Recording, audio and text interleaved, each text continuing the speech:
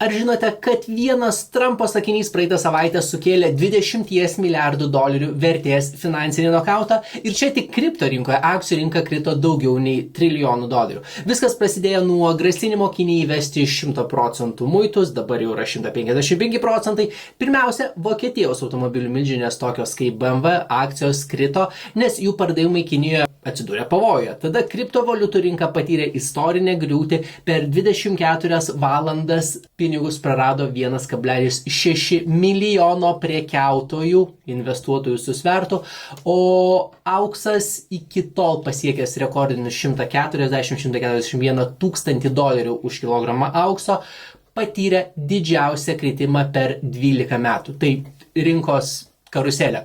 Tik jeigu sugalvoji investuoti į auksą, neskubėk bėgti į specializuotą parduotuvę, tai į aukso kainą tau tuomet įskaičiuos logistikos, nuomos kaštus, pardavėjos ir valytojos atlyginimus.